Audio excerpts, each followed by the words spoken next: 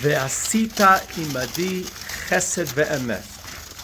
Please do for me a kindness and a truthfulness.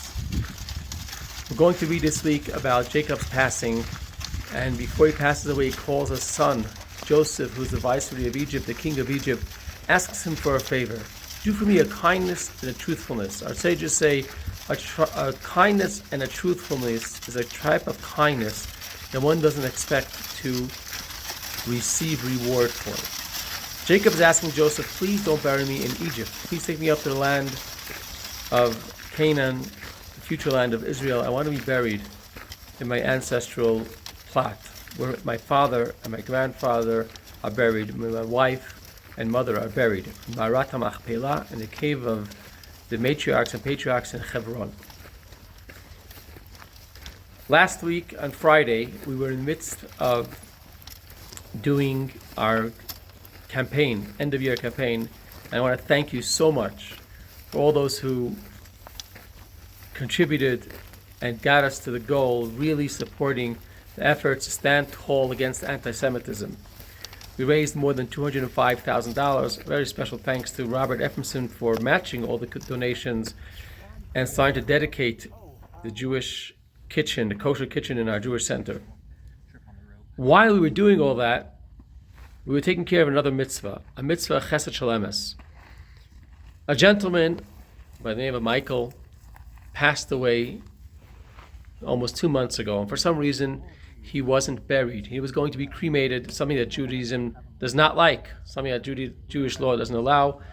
Jewish tradition wants people to be buried, as God told Adam, "You're dust, and to dust shall you return." And we got a call from someone who was a relative, who was a friend of his, and asking if maybe we could help out because he's been lingering and languishing, and he hasn't found peace. He hasn't been buried or cremated. We said, of course, we'll take it over. We tried to find some relatives. We found some distant relatives. They were not here, and we were trying to figure out what we could do to bury him. There was no funds available to do a proper burial in Santa Fe. But as we were searching and researching, we were going to send him away to New York to be buried in New York. There's an organization that buries people, someone who can't afford a burial in their place, and we were trying to find flights, but that wasn't available.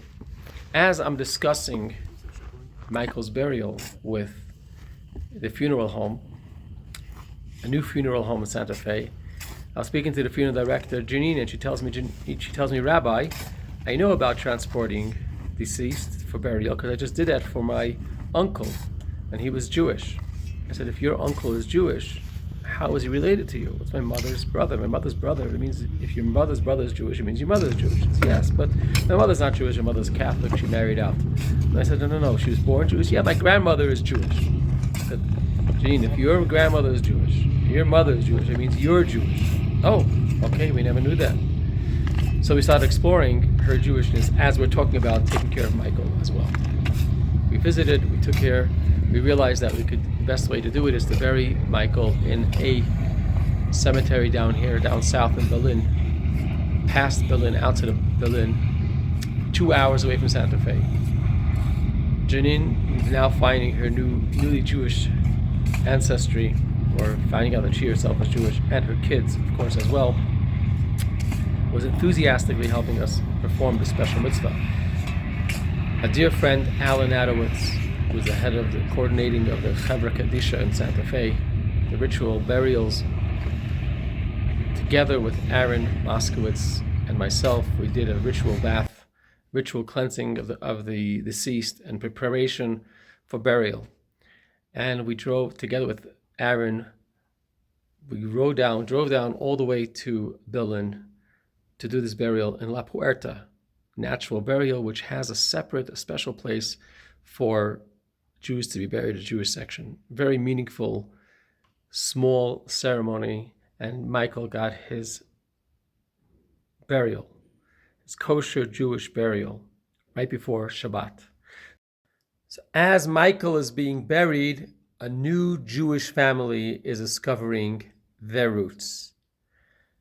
May we all discover our roots. May we all have chesed and emet. Shabbat Shalom.